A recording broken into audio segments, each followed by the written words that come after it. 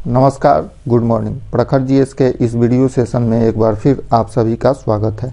इस वीडियो के माध्यम से हम लोग इडुटेरिया 5000 प्लस एमसीक्यूज बुक के सेट नंबर 7 का डिस्कशन करेंगे। तो आइए शुरू करते हैं आज का यह वीडियो। पहला क्वेश्चन है, निम्न में से कौन मोनोसैकेराइड कार्बोहाइड्रेट नहीं है? सही उत्तर ऑप्शन नंबर सी, सुक्रोज।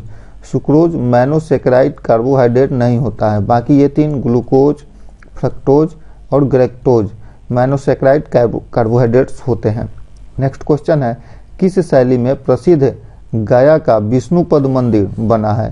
तो सही उत्तर ऑप्शन नंबर बी, नागर शैली में।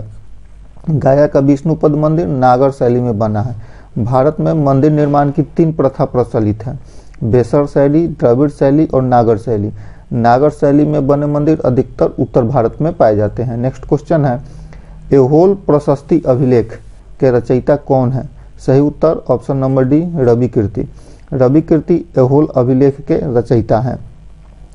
ये जो रवि कीर्ति हैं चालुक्य राजा पुलकेशिन द्वितीय, चालुक्य राजा पुलकेशिन द्वितीय के दरबारी थे। पुलकेशिन द्वितीय के दरबारी थे रवि वर्मा। और इस जो ऐहोल अभिलेख है, यह ऐहोल अभिलेख में इस रवि कीर्ति ने पुलकेशिन द्वितीय के विजयों का वर्णन किया है।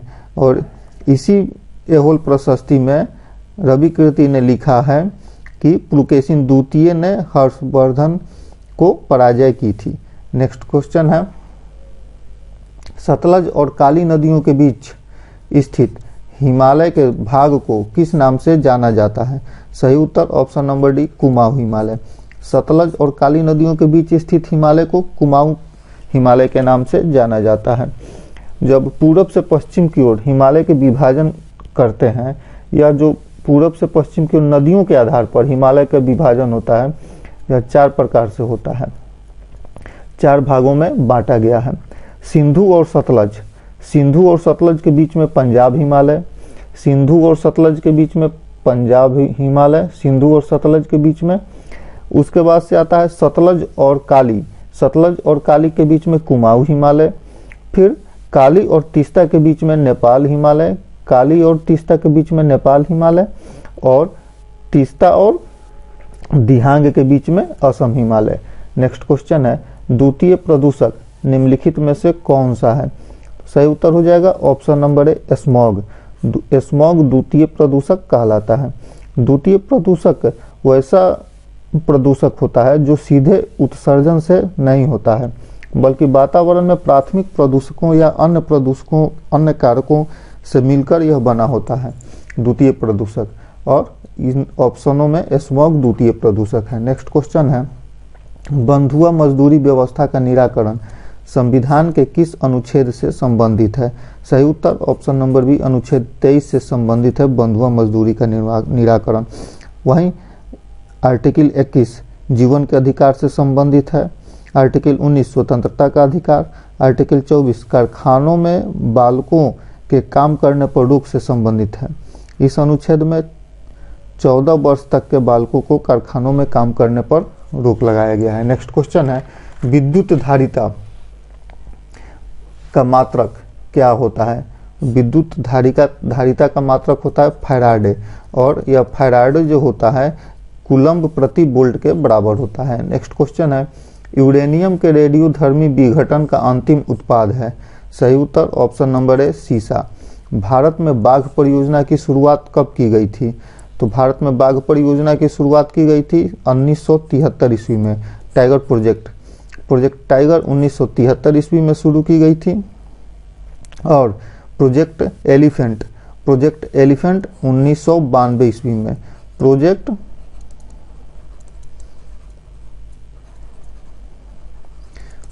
एलिफेंट 1992 ईस्वी में और प्रोजेक्ट टाइगर 1973 ईस्वी में। नेक्स्ट क्वेश्चन है, निम्नलिखित में से कौन सा युग में सुमेलित है? तो बक्सर का युद्ध हुआ था 1764 ईस्वी में। मीर कासिम, सुजाउद्दौला और शाह आलम द्वितीय की संयुक्त सेना ईस्ट इंडिया कंपनी से लड़ी थी, इसलिए गलत है। वांडीवास का युद्ध फ्रांस और ईस्ट इंडिया के विरुद्ध में। तो सही उत्तर ऑप्शन नंबर बी, बांडी वर्ष का युद्ध हुआ था फ्रांस और ईस्ट इंडिया कंपनी के बीच में।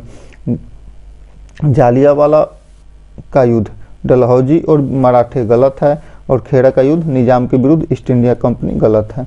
नेक्स्ट क्वेश्चन है पांडिचेरी की संधि किसके बीच हुई थी? तो सही उत्तर ऑप्शन नंबर सी, अंग्रेज और फ्रांसीसी के बीच में हुई थी पांडिचेरी की संधि। और यह जो पांडिचेरी की संधि हुई थी, यह हुई थी 1754 ईस्वी में दूसरे कर्नाटक युद्ध को समाप्त करने के लिए। नेक्स्ट क्वेश्चन है the economic history of India में धन के निष्कासन का सिद्धांत की व्याख्या की गई है। इस पुस्तक के लेखक का नाम क्या है? सही उत्तर option number c, R C. Dutta, यानी कि Ramesh Chandra Dutta, the economic history of India के लेखक। नेक्स्ट क्वेश्चन है दूध निम्नलिखित में से किसका उदाहरण है? तो सही उत्तर ऑप्शन नंबर डी, पायस का उदाहरण है। नेक्स्ट क्वेश्चन है सुपीरियर झील किन दो देशों के बीच में स्थित है? सुपीरियर झील, तो सुपीरियर झील स्थित है अमेरिका और कनाडा के बीच में। अमेरिका और कनाडा के बीच में 5 झीलों की एक श्रृंखला पाई जाती है जिसे ग्रेट लेक्स यानी कि महान झीलें कहा जाता है, उनमें से सुपीरियर झील है और यह अमेरिका और कनाडा के बीच में स्थित है। यह जो सुपीरियर झील है विश्व में मीठे पानी की सबसे बड़ी झील है सुपीरियर झील। नेक्स्ट क्वेश्चन है जीडीपी का आंकड़ा कौन जारी करता है? सही उत्तर option number c, NSSO. GDP का आंकड़ा जारी करता है एनएसएसओ। नेक्स्ट क्वेश्चन है इनमें से कौन सा पौधा नाइट्रोजन स्थिरीकरण में सहायक नहीं है? सही उत्तर ऑप्शन नंबर डी, धान। धान का पौधा नाइट्रोजन स्थिरीकरण में सहायक नहीं होता है। नेक्स्ट क्वेश्चन है ट्राइसेम योजना निम्न में से किससे संबंधित है? तो ट्राइसेम योजना ग्रामीण विकास से संबंधित है। इस ट्राइसेम योजना का उद्देश्य है गरीबी रेखा के नीचे के परिवारों के ग्रामीण युवाओं को जो 18 वर्ष से 35 वर्ष के बीच जिनकी आयु है और उनका परिवार गरीबी रेखा से नीचे है, इन युवाओं को प्रशिक्षण देना और तकनीकी दक्षता प्रदान करना जिससे कि वे स्वरोजगार कर सकें। नेक्स्ट क्वेश्चन है निम्न में से कौन सा बाल्टिक देश नहीं है? तो सही उत्तर हो जाएगा option number B, Belarus. Belarus Baltic देश नहीं है। तो बाल्टिक देश लातविया, लिथुआनिया और एस्टोनिया, ये 3 देश बाल्टिक देश हैं और ये जो बाल्टिक सागर के किनारे जो स्थित देश हैं उन्हें बाल्टिक देश कहा जाता है, एस्टोनिया, लातविया और लिथुआनिया। नेक्स्ट क्वेश्चन है आधुनिक भारत का प्रथम राष्ट्रवादी कवि किसे कहा जाता है? सही उत्तर option number c, Henry Vivian Derozio. इन्हें आधुनिक भारत का प्रथम राष्ट्रवादी कवि कहा जाता है। नेक्स्ट क्वेश्चन है कौन व्यक्ति तीनों गोलमेज सम्मेलन में उपस्थित नहीं थे? इन ऑप्शनों में से कौन से व्यक्ति तीनों गोलमेज सम्मेलन में उपस्थित नहीं थे? सही उत्तर ऑप्शन नंबर है, मोहम्मद अली जिन्ना। इन तीनों में मोहम्मद अली जिन्ना तीनों गोलमेज सम्मेलन में उपस्थित नहीं थे। जब 3 गोलमेज सम्मेलनों की बात की जाती है तो ये गोलमेज सम्मेलन 1930, 1931 और 1932 में आयोजित किया गया था लंदन में। नेक्स्ट क्वेश्चन है निम्नलिखित में से कौन सा विषय समवर्ती सूची के अंतर्गत नहीं आता है? तो समवर्ती सूची के अंतर्गत नहीं आता है पंचायती राज। पंचायती राज समवर्ती सूची के अंतर्गत नहीं आता है बल्कि यह राज्य सूची के अंतर्गत आता है। नेक्स्ट क्वेश्चन है जल में वायु का बुलबुला किसकी भांति व्यवहार करता है? सही उत्तर अवतल लेंस की तरह। नेक्स्ट क्वेश्चन है निम्नलिखित में से कौन सुमेलित नहीं है? तो संथाल विद्रोह। संथाल विद्रोह सिद्धू और कान्हू सही है। और यह जो संथाल विद्रोह है, संथाल विद्रोह हुआ था 1855-56 ईस्वी में संथाल विद्रोह हुआ था। नेक्स्ट क्वेश्चन, नेक्स्ट रामोसी विद्रोह। रामोसी विद्रोह महाराष्ट्र में हुआ था। रामोसी विद्रोह महाराष्ट्र में सही है। कोल विद्रोह बुद्धो भगत। कोल विद्रोह के नेतृत्व करता थे बुद्धो भगत 1831-32 में झारखंड में सही है। पागलपंथी विद्रोह मजमून शाह व चिराग अली शाह गलत है क्योंकि पागलपंथी विद्रोह से संबंधित केवल मजनू शाह होगा। मजनू शाह पागलपंथी विद्रोह से संबंधित होगा, इसलिए सही उत्तर option number d. Next question है निम्नलिखित युद्ध को कालक्रम के अनुसार व्यवस्थित करें। तो इन युद्धों को कालक्रम के अनुसार व्यवस्थित करना है तो इनमें प्रथम कर्नाटक युद्ध प्रथम कर्नाटक युद्ध हुआ था 1744 ईस्वी में। उसके बाद से हुआ था बेदरा का युद्ध। बेदरा का युद्ध हुआ था 1759 ईस्वी में अंग्रेज और डच के बीच में। फिर हुआ था बांडीवास का युद्ध। बांडीवास का युद्ध हुआ था 1760 ईस्वी में अंग्रेज और फ्रांस के बीच में। और प्रथम आंग्ल मैसूर युद्ध हुआ था 1767 से 1769 ईस्वी तक। इसलिए इसका सही कालक्रम हो जाएगा option number D 2, 3, 1, 4। Next question है, किस बौद्ध संगीति के दौरान अभिधम फिटक की रचना की गई थी? सही उत्तर ऑप्शन नंबर सी, तृतीय बौद्ध संगीति के दौरान अभिधम पिटक की रचना की गई थी। यह जो तृतीय बौद्ध संगीति है यह पाटलिपुत्र में आयोजित की गई थी 251 ईस्वी पूर्व में पाटलिपुत्र में तृतीय बौद्ध संगीति की आयोजन की गई थी। इसमें इस समय अर्थात 251 ईस्वी के आसपास इस समय पाटलिपुत्र में अशोक का शासन था और इस तृतीय बौद्ध संगीति की अध्यक्षता की थी मोगलीपुत्र तीस ने। नेक्स्ट क्वेश्चन है, निम्नलिखित घटनाओं का सही कालानुक्रम क्या है? तो इन घटनाओं में सबसे पहले अगस्त प्रस्ताव पारित हुआ था। अगस्त प्रस्ताव आया था 8 अगस्त 1940 ईस्वी को लिथुओ द्वारा पेश किया गया था। इस अगस्त प्रस्ताव के बाद से शुरू हुआ था व्यक्तिगत सत्याग्रह, यह भी 1940 ईस्वी में शुरू हुआ था अगस्त में। क्रिप्स मिशन मार्च 1942 ईस्वी में क्रिप्स मिशन। फिर सबसे अंत में भारत छोड़ो आंदोलन 8 अगस्त 1942 को शुरू हुआ था। इसलिए सही उत्तर हो जाएगा option number A. Next question है, निम्नलिखित में से कौन सी नदी विषुवत रेखा को 2 बार काटती है? सही उत्तर ऑप्शन नंबर बी, कांगो नदी। कांगो नदी विषुवत रेखा को 2 बार काटती है। इसी कांगो नदी को जायरे नदी के नाम से भी जाना जाता है। यह जो कांगो नदी है यह अफ्रीका महादेश में स्थित है। नेक्स्ट क्वेश्चन है, कार्टाजेना प्रोटोकॉल का संबंध किससे है? तो कार्टाजेना प्रोटोकॉल का संबंध है जैव सुरक्षा से। यह संयुक्त राष्ट्र कन्वेंशन ऑन बायोलॉजिकल डाइवर्सिटी का पूरक समझौता है कार्टाजेना प्रोटोकॉल। इसे सन 2000 ईस्वी में अपनाया गया था। नेक्स्ट क्वेश्चन है, चश्मे के लेंस किस कांच से बनाए जाते हैं? सही उत्तर ऑप्शन नंबर सी, क्रूक्स कांच से। चश्मे के लेंस बनाए जाते हैं क्रूक्स कांच से। नेक्स्ट क्वेश्चन, निम्नलिखित नगरों में से किस एक नगर का संबंध महावीर से नहीं है? सही उत्तर हो जाएगा option number D, Lumbini. Lumbini Mahavir से संबंधित नगर नहीं है, बल्कि लुम्बिनी भगवान बुद्ध का जन्म स्थान है। बाकी ये 3 वैशाली, चंपा और पावापुरी महावीर से संबंधित स्थल है। इसी वैशाली के कुंडल ग्राम में महावीर का जन्म हुआ था। नेक्स्ट क्वेश्चन है, निम्नलिखित में से कौन सही सुमेलित नहीं है? वंश और उसके राजधानी का नाम दिया हुआ है, तो पता करना है इनमें से कौन सही सुमेलित नहीं है। तो चंदेल वंश की राजधानी थी खजुराहो महोबा, सही है। सोलंकी की राजधानी अहिलवाड़ा थी, सही है। प्रतिहार की राजधानी कन्नौज थी, जबकि कलचुरी की राजधानी अजमेर नहीं बल्कि शक्तिमती थी। इसलिए सही उत्तर option number d. Next question है, मोढेरा का सूर्य मंदिर किस राज्य में स्थित है? सही उत्तर ऑप्शन नंबर बी, गुजरात में। मोढेरा का सूर्य मंदिर गुजरात में स्थित है और इसे सोलंकी राजा भीमदेव प्रथम ने इस मोढेरा के सूर्य मंदिर को बनवाया था। नेक्स्ट क्वेश्चन है, निम्नलिखित में से कौन सही सुमेलित नहीं है? तो सही सुमेलित नहीं है, अकबर द्वारा जजिया कर की समाप्ति 1564 ईस्वी में हुई थी, सही है।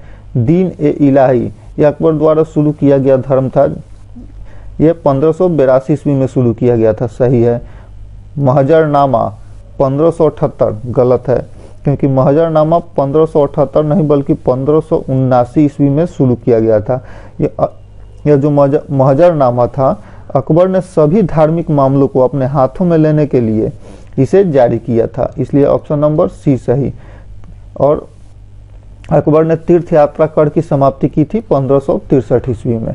नेक्स्ट क्वेश्चन है, मनसबदारी प्रथा में 2 अस्पा सिंह अस्पा का प्रचलन किसने शुरू किया? सही उत्तर ऑप्शन नंबर डी, जहांगीर ने। जहांगीर ने 2 अस्पा सिंह अस्पा का प्रचलन शुरू किया था मनसबदारी प्रथा में। नेक्स्ट क्वेश्चन है चौसा का युद्ध कब हुआ था? चौसा का युद्ध हुआ था 1539 ईस्वी में, जिसमें शेरशाह सूरी की विजय हुई थी, शेरशाह सूरी और हुमायूं के बीच में। नेक्स्ट क्वेश्चन है निम्नलिखित में से कौन सा विकल्प बंधनों की क्रियाशीलता के सही क्रम को दर्शाता है? सही उत्तर option number c 1। Next question है निम्न में से किस अंग में आवश्यकता से अधिक शर्करा या कार्बोहाइड्रेट ग्लाइकोजन के रूप में संचित रहते हैं? सही उत्तर ऑप्शन नंबर सी यकृत। नेक्स्ट क्वेश्चन है इस योजना काल में 14 बैंकों का राष्ट्रीयकरण किया गया था। तो 14 बैंकों का राष्ट्रीयकरण किया गया था चौथी योजना काल में। यह जो चौथी योजना काल है यह 1969 ईस्वी से 1974 ईस्वी के बीच में भारत में लागू था और इस समय भारत की प्रधानमंत्री इंदिरा गांधी थी। इंदिरा गांधी के काल में चौथी पंचवर्षीय योजना चल रही थी जो 1969 से 1974 तक चली और इसी चौथी पंचवर्षीय योजना के समय में भारत में 14 बैंकों का राष्ट्रीयकरण किया गया था। और यह जो चौथी योजना काल थी, यह जो चौथी योजना काल गाडगिल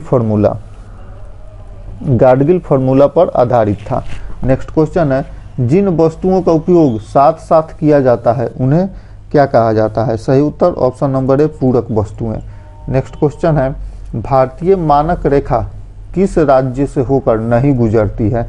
तो सही उत्तर हो जाएगा option number D Himachal Pradesh. भारतीय मानक रेखा हिमाचल प्रदेश से होकर नहीं गुजरती है। जब भारतीय मानक समय रेखा की बात करते हैं तो भारतीय मानक समय रेखा 82.5 डिग्री यानी कि 82.5 डिग्री पूर्वी देशांतर को भारतीय समय मानक रेखा कहा जाता है। यह जो 82.5 डिग्री पूर्वी देशांतर है यह भारत के इलाहाबाद शहर में एक नैनी जगह है जहां से यह क्रॉस करता है और इसके साथ ही यह भारत के 5 राज्यों से क्रॉस करता है भारतीय मानक समय रेखा। और ये 5 राज्य जिनसे यह मानक समय रेखा क्रॉस करता है यूपी अर्थात उत्तर प्रदेश, फिर एमपी अर्थात मध्य प्रदेश, फिर छत्तीसगढ़, उड़ीसा और आंध्र प्रदेश। इन 5 राज्यों से भारतीय मानक समय रेखा गुजरती है। नेक्स्ट क्वेश्चन है निम्नलिखित में से कौन सुमेलित नहीं है? तो चांगला दर्रा जम्मू कश्मीर में है, सही है। सिपकिल्ला दर्रा हिमाचल प्रदेश में, सही है। बमडिल्ला उत्तराखंड, गलत है क्योंकि बमडिल्ला उत्तराखंड नहीं बल्कि अरुणाचल प्रदेश में है, इसलिए सही उत्तर हो जाएगा ऑप्शन नंबर सी। जबकि नाथुला दर्रा सिक्किम में है, सही है। नेक्स्ट क्वेश्चन है भारत में पश्चिमी तट की अपेक्षा पूर्वी तट पर चावल की पैदावार अधिक क्यों होती है? सही उत्तर ऑप्शन नंबर डी। पूर्वी तट पश्चिमी तट से अधिक चौड़ा है तथा डेल्टा का क्षेत्र है। ये मैदानी भाग है, पूर्वी तट मैदानी भाग है, चौड़ा है और यहाँ वर्षा अच्छी होती है जिसलिए चावल के अनुरूप यहाँ पर मौसम पाया जाता है। इसलिए पूर्वी तट में चावल की पैदावार अधिक होती है। नेक्स्ट क्वेश्चन है केंद्र और राज्य विधायी संबंध संविधान के किस भाग में उपबंधित किया गया है? सही उत्तर ऑप्शन नंबर बी भाग 11 अर्थात भाग 11 में केंद्र राज्य संबंधों की चर्चा की गई है और इसी में 3 सूची की भी चर्चा की गई है, राज्य सूची, केंद्र सूची और समवर्ती सूची। राज्य सूची के विषयों पर जो कानून होता है वो राज्य सरकार बनाता है, केंद्र सूची के विषयों पर कानून केंद्र सरकार बनाता है और समवर्ती सूची के विषयों पर कानून इन दोनों में से अर्थात राज्य सरकार और केंद्र सरकार इनमें से कोई भी बना सकता है आवश्यकता अनुसार। किंतु यदि एक ही विषय पर राज्य सरकार और केंद्र सरकार दोनों कानून बना देते हैं तो केंद्र सरकार के कानून को अधिक मान्यता प्राप्त होती है। नेक्स्ट क्वेश्चन है राष्ट्रपति पर महाभियोग की प्रक्रिया प्रारंभ करने के लिए कितने सदस्यों का हस्ताक्षर होना आवश्यक है? सही उत्तर ऑप्शन नंबर ए। जो सदन आरोप लगाया उस सदन का 1/4 राष्ट्रपति के महाभियोग प्रक्रिया आरंभ करने के लिए इनका हस्ताक्षर जरूरी होता है। जब राष्ट्रपति के महाभियोग प्रक्रिया की बात करते हैं तो यह महाभियोग भारतीय संविधान के आर्टिकल 61 में इसका वर्णन किया गया है। और यह जो महाभियोग प्रक्रिया है यह अर्धन्यायिक प्रक्रिया है।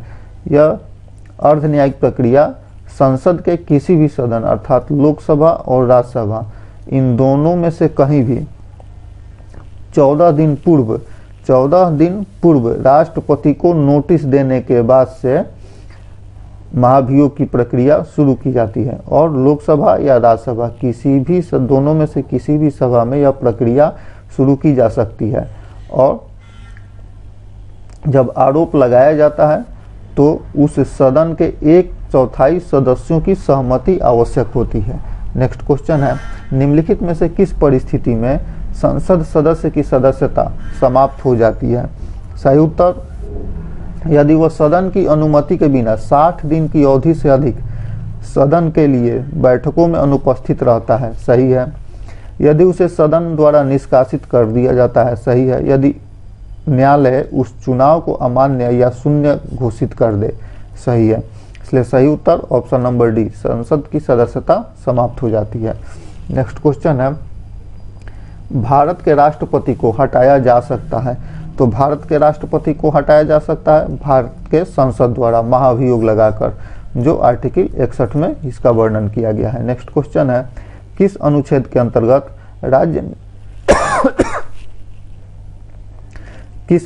के अंतर्गत राज्य निर्वाचन आयोग का प्रावधान किया गया है? सही उत्तर ऑप्शन नंबर सी, अनुच्छेद 243